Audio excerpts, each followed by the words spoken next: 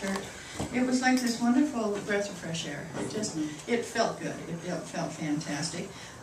Richard was doing flower readings on Friday, which are amazing. So he not only works with the energy of you, but how you can imbue it into a flower, and you can take that flower into readings. Are you doing any more readings while you're up here this time? I would have space for one this afternoon, then I have to fly out tonight. Okay, Oh. okay.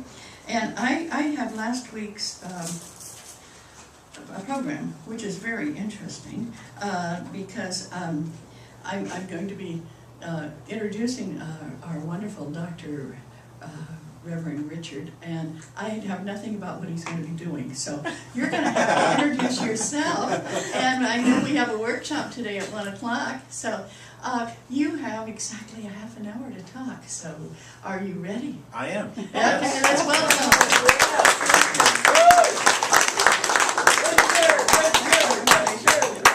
Yay! Oh, you've got chanting going here. It's so enchanting. As they say, enchanted. Enchanté. Do you think there'll ever come a time when scientists will invent a stand for a microphone that doesn't go? You're an engineer. Sounds like the microphone is snoring right now. So my heart to your heart, and let us just stay in that heart space. I first want to acknowledge CCL for these amazing programs. If any of you have ever put something together editorially or sat down at a computer and kind of taken a lot of data and put it together, I just admire the thoroughness and the completeness. This is a beautiful thing that comes out, and a lot of times we don't recognize all the work that goes into something behind the Starting at scenes. 6 o'clock Sunday morning. 6 o'clock Sunday. And the other part I want to acknowledge and recognize is all the programs that you have. Because you can look on the calendar, whether it's in the insights, or you can look in here and you can see all these wonderful offerings in different things. And it's just like when we want to engage in spirit, some of us love dancing, and that's how we connect. Some of us love earth energy, Mother Earth. Some of us meditate. It's so different. And this charter of UCM is so vital and so vigorous. I just have such love for you, for your enthusiasm and your commitment to the work. I also have to say that when you say let the light in, you really do. There was quite an amazing statement, but like Reverend Dr. Arlene said, you know, change is inevitable. There was a wonderful saint who I really enjoy. His name was Paramahansa Yogananda. And one day he was being chauffeured to a place where he was to lecture to about 2,000 people. So he's in the back of the limousine and he's quietly meditating, and his entourage is kind of around him organizing their stuff. And he looks up from his meditation on the way to this great big lecture, and he says, "So, what am I supposed to lecture about today?" And they were horrified. They were horrified. Said, "You don't know what the subject is?" He says, "Yes, that's true," because he knew spiritually that he would be prepared. So in the same way, when I was preparing to speak to you today, I was wrestling with, how am I going to talk about co-creation in spirit? And for me, you know, having done spiritual work now for almost 30 years, you know, really assiduously working on it, on the one hand, I have such great admiration for all of you that are doing the work on the ground, in the trenches, that, you know, all of the reviews that I've read from the minister who put in their renewals, it's just such an amazing work. And for me personally, this growth in the heart has been such an amazing path to see such dedication.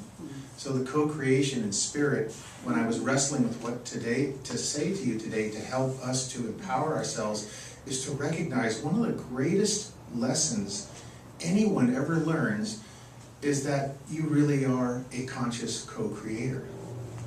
Now, having studied for advanced degrees, I learned the art of using many syllables to convey what you intend to say, and so I call it a conscious co-creative collaboration, which is just a fancy way of saying we are actively co-creating together. And Reverend Dr. Eileen and I were talking on Friday.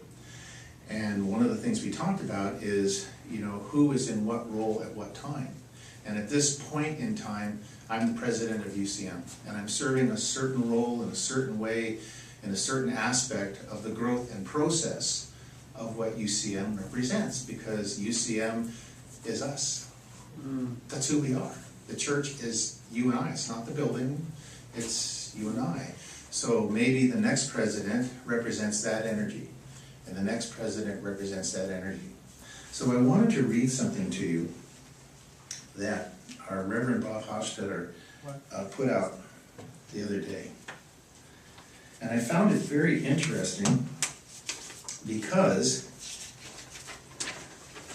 it was an article put out by Reverend John Lawrence that was published in the 2003 spring issue of the UCM Quarterly, but it was written by him in 1968 when UCM was celebrating its 50th anniversary of incorporation.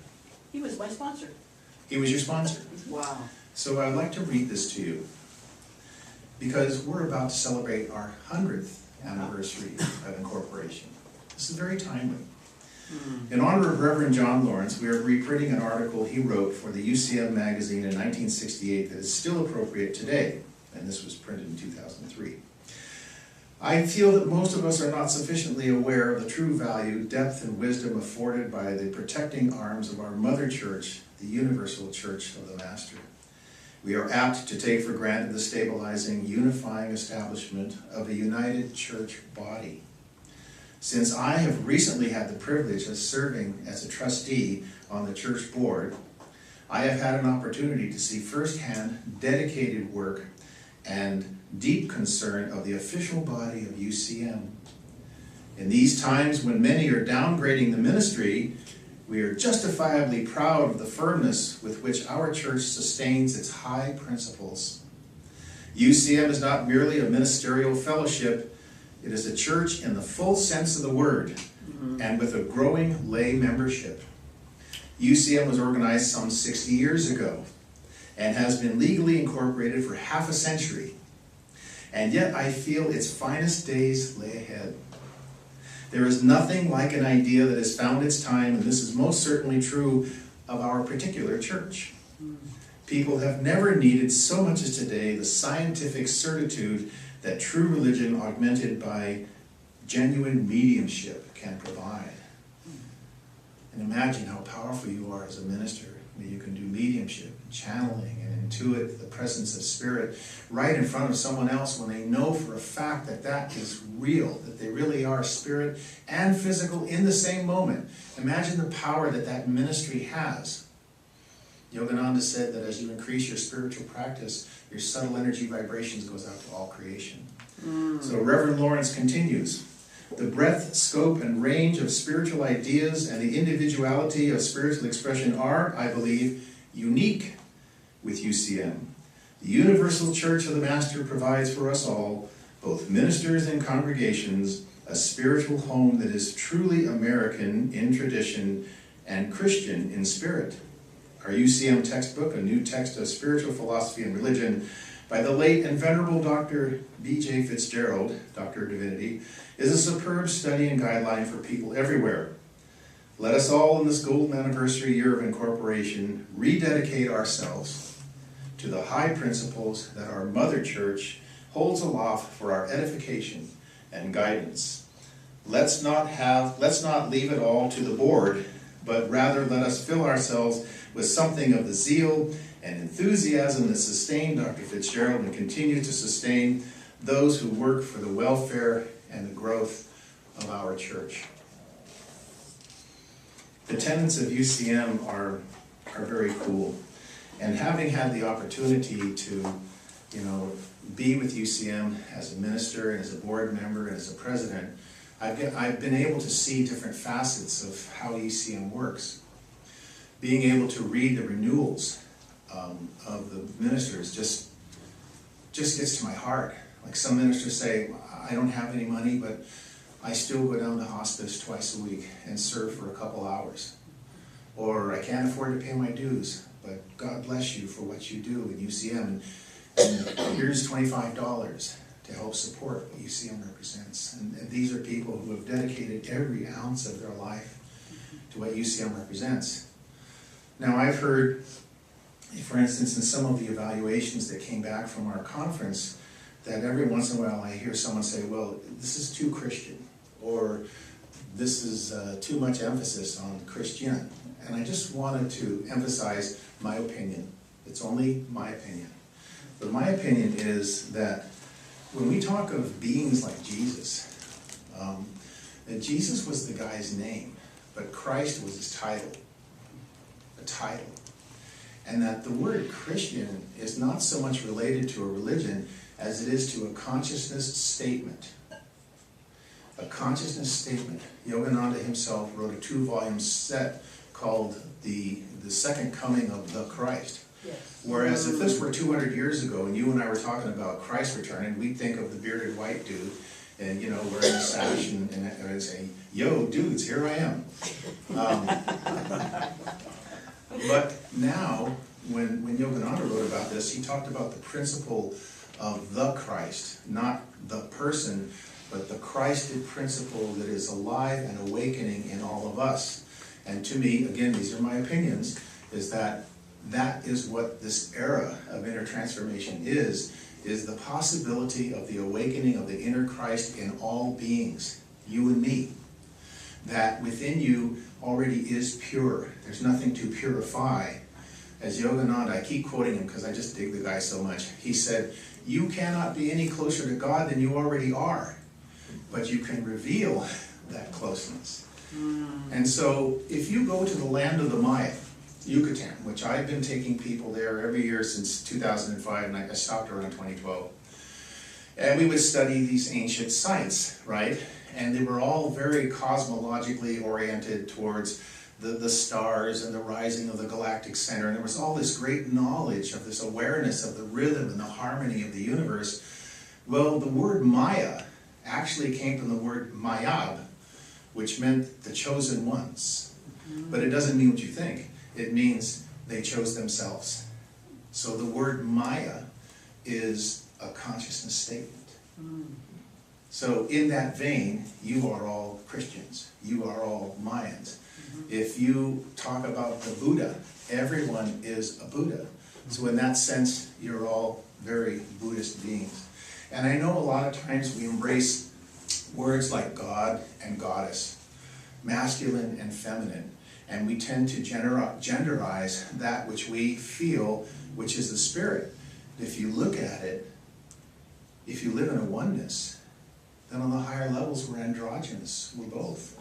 If you look at past lives, and there's so much research beyond what you know as a spiritualist, because a spiritualist person who develops themselves already knows about past lives. Yeah, it's already true. We'll wait for science to catch up one funeral at a time. Which usually is what happens, right? But you know that there's a continuation of life after life, and that we've been male, we've been female before, that we've had past lifetimes as father, mother, son, daughter, uncle, aunt, and that this process of life continues. So we go back to the theme of this sermon today, which is co-creation in spirit. If I could leave you with one idea, it would be, you are so powerful that you can create any situation, any circumstance, any event that liberates you from illusion of separation from that which you seek. And you read great scriptures that say, you know, the kingdom of heaven is within you. It's not somewhere out there. And that another person that you meet in your life, I feel personally that everyone you meet in life is somehow pointing the finger towards God. And that's in you. Within you. That you are that powerful. So what would happen if you knew you could not fail? What would you do? What would you do if you undertook some risk or something you want to attend to, and you thought, there's no possible way I can fail at this? What would you do? Would you take it on? Jump in with your phone. So now, the reason we as ministers in UCM encourage mediumship and channeling is not for the fascination like Uncle Joe is here and he smoked a pipe and he wants to tell you. It's to help you realize who you are. I'm sure that many of you have had readings before, hopefully with Reverend Dottie, and she brings through this amazing being Ma. And it's not for Ma's purpose, it's not for Dottie's purpose, but the reason for having a channeling or a medium is that that person who's doing that work is helping to empower you in your sacred path. In your sacred path, not their sacred path. Because the nobility of service work is what UCM is all about. And again, I repeat myself, when I go back to having read these renewal reports about how these ministers are so dedicated to their path, every ounce of their mind, body, and spirit is dedicated to helping other people, and then some of them say, God bless UCM. I'm so glad you exist. I'm so glad you're there. And so, here am I, the president du jour, the president of the moment, right? And my role has always been twofold. One is to help us to realize that the way we can help anyone else is always to evolve ourselves. Because by evolving and growing from within ourselves, by admitting to the purity of spirit that already exists within us, those subtle energy vibrations do go out to all creation, not just this room, but to all creation. And secondly, education. That we educate ourselves, both qualitatively, that is, developing ourselves spiritually, developing our intuition,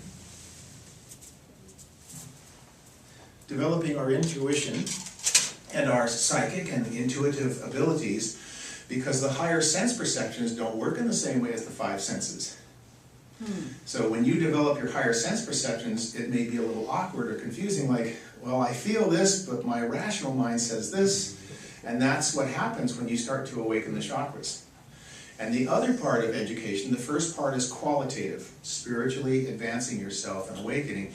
The other part is education itself, both in how a church operates, how to minister, bereavement, counseling, but also science.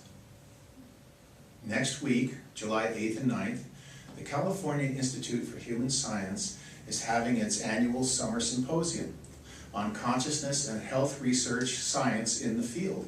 And I'm one of the presenters. Wow. Because Bravo. Awesome. Yes. I've been with the Institute since 1992 when it opened its doors and just had 3 students, and I was one of them. And I'm now lead faculty and on the board of directors. And you're going to see leading edge researchers who are presenting their data scientifically. So this last week, I've been teaching a form of healing for 18 years. And we did some verification this last week on a device called the GDV, Gas Discharge Visualization Device. Wow. Basically what it does is it measures the light coming off your fingertips. So you have 8 fingers and 2 thumbs, and then it divides that light into portions of the body, just like you would in acupuncture or meridians. Wow. And then the computer puts it all together and paints an aura over a figure that would look like your aura, but then it interprets what is the strength or weakness of the glands, the organs, and the chakras themselves. Wow. So what I'm trying to tell you simply is, when I'm talking about education, is there's a lot of science also in the world that is showing that the spiritual nature, that subtle energy research is real, and the spiritual nature of the human being is true. So it's not meant for you to say, okay, well, CIHS is going to start teaching these courses in biofield research. Maybe, but it doesn't mean you have to be scientists. It's just helping you to become aware that the mass consciousness of this world is now more and more aware of the interconnectedness of all things. Around the 1850s, religious texts from around the world started to be translated into other languages. This unification of knowledge started to come forth more and more and more, so that we could say, well, what is Jainism? What is to be a Druid? What is Native American wisdom for the Lakota Sioux? How do they do it in Bali? And so the idea of bringing forth all of this knowledge and this education, both spiritual and strictly educational and scientific, is a manifestation of spiritual co-creation by you. By you. And you could say, well, Dr. J, I'm sitting in a sermon in CCO, what do I have to do with this? Because it is that collaboration that happens on a spiritual level that then manifests in the physical level. The same way that the true human aura is the combination of your chakras, Sushumna and Ida Pingala, that holds your 60 trillion cells in space-time. The true aura radiates you. You don't radiate the aura, because the aura is you on a higher level of being. Isn't it cool? That's very cool. Isn't it cool? Yeah. Because you're both. It's two sides of the same coin. And so what UCM stands for, as far as I'm concerned, is the development of our spirituality and education. And we're doing it through the website, we're doing it through Facebook, we're doing it through our own collaborations. And you are as much a part of that creation as I am. You created me, I have created you. And now in what is called the Maharishi effect, where two or more are gathered, 1970s, 7,000 people came to the Transcendental University Maharishi Mahesh Yogi to meditate on world peace. The next year, there was a 72% reduction in violence worldwide. So the theory is that the square root of 1% affects the population. Translation, if 2 of you are meditating for peace, it affects 400 people. Wow. If 7,000 of you are meditating for peace, it affects 4.9 billion people. What I'm saying is, you and I are co-creating in Universal Church of the Master this bow wave of energy that's going out to all creation, because we are unified in spirit. That's what us represents, US, unified in spirit. So as we are consciously saying, yes, I have the power to co-create. I have the spiritual power to bring a Reverend Dottie into my life, a Reverend Dr. Eileen into my life, a teacher, a mentor, a metaphysical master. Do you think I'm teasing? Masters. Who are guides. And what does the guide do? Do they go in front of you? They only open the door. They only open the door. And then what do you have to do? Walk through it. You have to walk through it. Even the Dalai Lama said, the spiritual growth and understanding cannot be given to another person. This is something you have to do for yourself. So when charters like CCL exist, they exist in order for you to empower yourself by awakening the Christian, the Buddha, the Mayan, the inner Christ within you that you already possess. And you're just listening to opinions, my opinions. I wrote a book on the chakras, and the very first thing in the notes from the author says, you know, these are just my observations. Why? Because I want you to resonate the chords of your heart in what works for you. There was a wonderful saint by the name of Vivekananda. This guy lived to about the age of 37. I think he passed in 1902. Turns out he was one of the advisors to Tesla. And Tesla, when Einstein was asked, what's it like to be the smartest man in the world? And Einstein said, I don't know, I'll have to go ask Tesla. So Vivekananda said, if you're a Buddhist, I'm here to make you a better Buddhist. If you're a Presbyterian, I'm here to make you a better Presbyterian. If you're a Methodist, and so on. In other words, you and I all have a different perspective. We can say, this little widget right here exists, but if I describe it, I have to describe it from how I see it. If you describe it, you say, well, I saw it like this, but we're looking at the same thing. So every one of us has a unique way of expressing spirit. And that's fine, because it all leads to the same place. Oneness. Only oneness. But we express in duality. Yes, no, off, on, up, down, masculine, feminine. But holding that duality in the unity is what goes towards the oneness.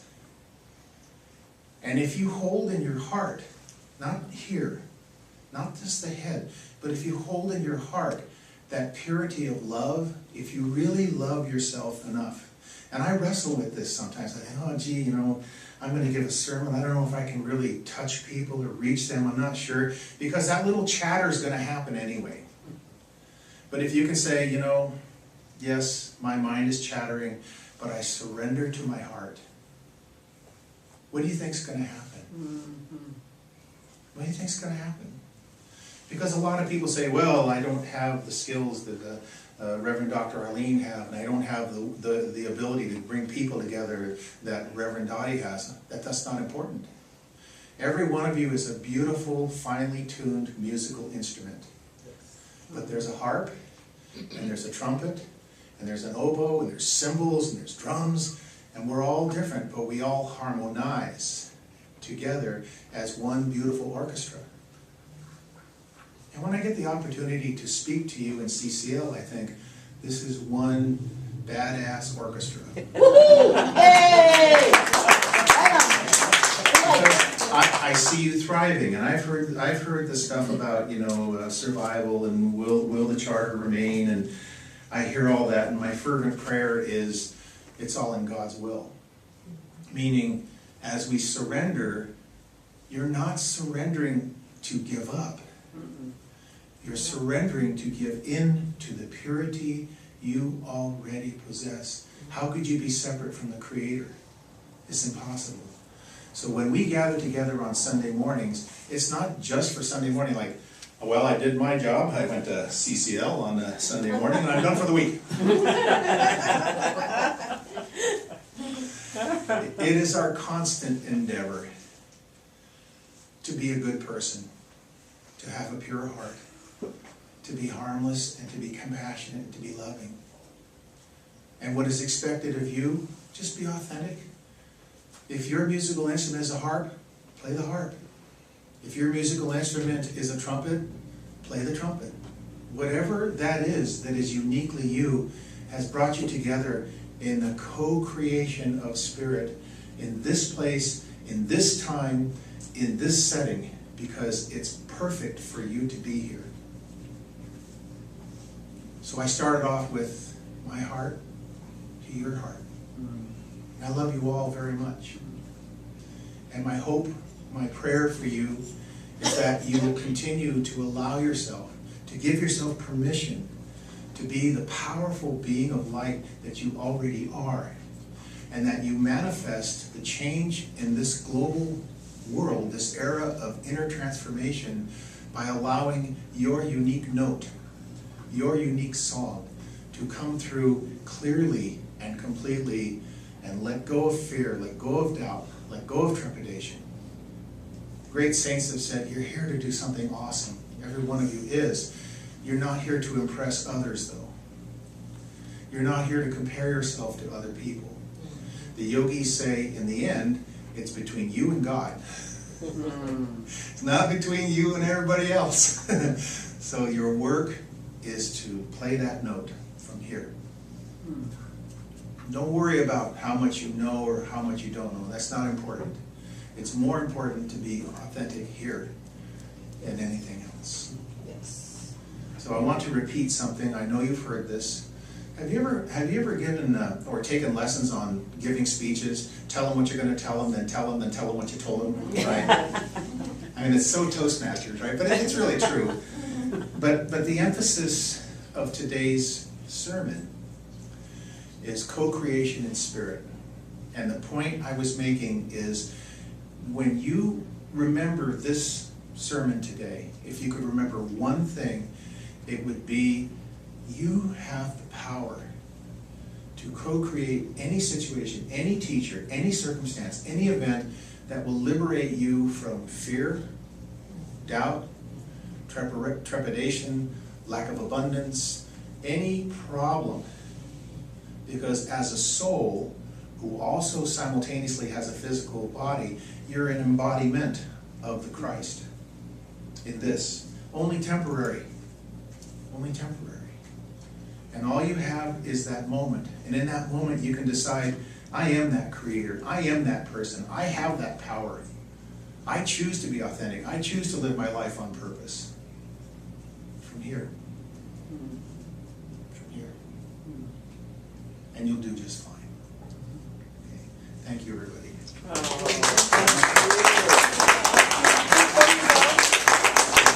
What's your class about today? Oh, the class today. Yes, thank you. I have to get out the thing myself. It's called Cycles of Consciousness, Rhythm of Time. I'm going to talk about two things. One is the yugas, which is a 26,000-year cycle of consciousness that has been looked at by different cultures. The Greeks call it the Iron, Bronze, and Silver Age, and so forth. And I'm also going to talk about the Mayan calendar. But both of these were created by the ancients to talk about cycles of time when we would become more conscious and less conscious. So it's a way of saying we're looking at our ancestry that was able to say we would go through periods of incarnations where we would be awakening and less and more and less. So I spent a lot of years studying what is called astroarchaeology. And so we're just going to have a fun time. I've got handouts. So if you want to sit in on a nice afternoon from 1 to 3, I invite you. Okay? And what is this, how much does it cost? It's $20 or 2 people for 30. There you go. $20 or 2 people for 30. And now I want you to stay there and I want to ask the congregation something. Okay, are you ready? How many UCM ministers do we have today? Please stand. Stand. Everybody. Everybody? Thank you so